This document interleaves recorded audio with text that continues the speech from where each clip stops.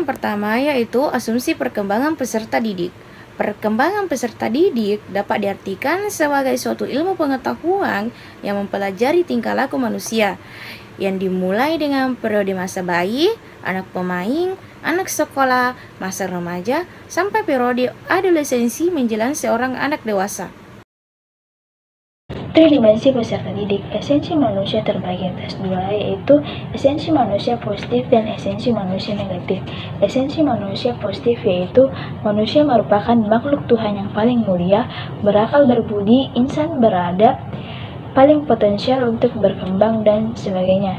Sedangkan esensi manusia negatif yaitu sebagian manusia merupakan makhluk yang paling rakus, pengguna teknologi yang kejam, pengurus sumber daya alam yang tamak, serta pebisnis yang curang. Tridimensi peserta didik. Menurut Bas van Rijken 2009, dalam Sudarwanto Denim 2017 berpendapat bahwa manusia termasuk peserta didik terdiri dari unsur atau dimensi, yaitu fisik, nurani, dan pikiran. Adapun fisik merupakan penampakan di permukaan dapat berupa jagung, berkulit sawo matang, berambut ikal, berhidung mancung, bermata sipit, dan lain sebagainya. Fisik manusia merupakan sosok yang paling taat, menerima perintah dari otak, baik berupa kata, hati, maupun kata nalar. Adapun nurani atau nalar hati. Nalar hati sering diidentik dengan perasaan pribadi, empati, simpati, dan antipati.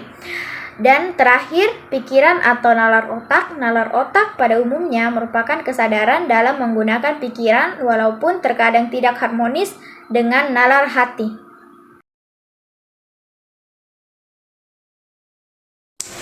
Dimensi sosial peserta didik.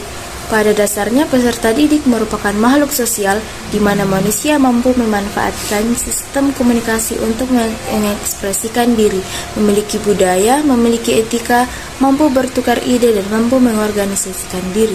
Di sekolah dan masyarakat, peserta didik juga merupakan bagian dari struktur sosial yang kompleks, yang memungkinkannya terlibat dalam kerjasama dan persaingan, serta mengembangkan norma-norma sosial, spiritual, dan bersama-sama membentuk dasar-dasar kehidupan masyarakat pada umumnya. Dimensi spiritual dan intelektual peserta didik.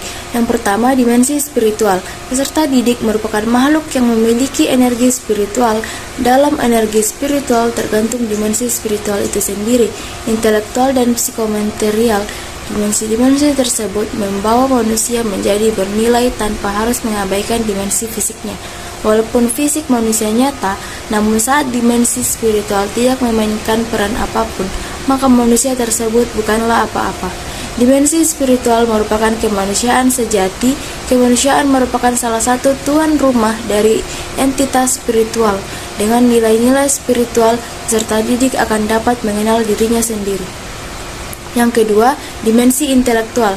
Dimensi spiritual dan dimensi intelektual sesuai dengan kepentingan untuk menjadi alat bagi peserta didik untuk belajar, mengingat fakta, menghitung persamaan, merencanakan kegiatan, dan sebagainya. Peserta didik menginginkan pembelajaran dalam bentuk pengetahuan dan kepastian di mana hal tersebut bermaslahat bagi kehidupan kelak. Asumsi-asumsi perkembangan peserta didik. Teoretikus kependidikan biasanya berpijak pada 3 aliran berpikir yang menjadi asumsi dasar aliran kependidikan, yaitu yang pertama, ketika dilahirkan anak manusia yang kemudian menjadi peserta didik di bangku sekolah, diasumsikan sudah memiliki bawaan tersendiri yang berbeda dengan yang lainnya, di mana pemikiran ini dianut oleh aliran nativisme atau aliran naturalisme, di mana aliran nativisme berasal dari kata nativisiam yang berarti kelahiran, sedangkan naturalisme yang berasal dari kata natur yang berarti alam. Asumsi dasar aliran ini adalah perkembangan anak atau peserta didik ditentukan oleh bawaannya sejak lahir. Menurut pandangan ini, lingkungan sekolah dan lingkungan masyarakat tidak banyak mempengaruhi perkembangan peserta didik lebih lanjut.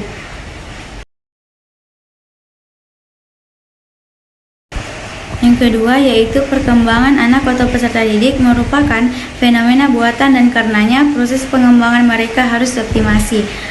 Pemikiran ini dianut oleh aliran empirisme, di mana empirisme berasal dari kata empire yang berarti pengalaman.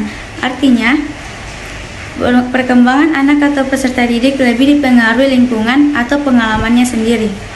Tokoh aliran ini adalah John Locke yang memandang bahwa anak yang dilahirkan ibarat kertas putih.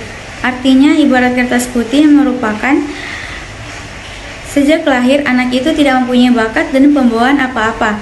Anak dapat dibentuk sekehendak orang tua dan lingkungannya. Di sini kekuatan pada orang tua, pendidik, dan lingkungannya. Yang ketiga yaitu perkembangan anak merupakan fungsi dari interaksi faktor bawaan dan lingkungan. Perkembangan anak ibarat bibit yang baik ditanam pada tempat yang cocok.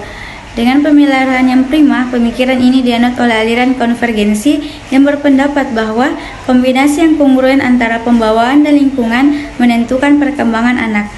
Dalam kerangka layanan kependidikan, ini bermakna bahwa perkembangan peserta didik akan teroptimasi jika guru dan tenaga kependidikannya mampu memerankan fungsi dan tempat dan ruang yang sesuai.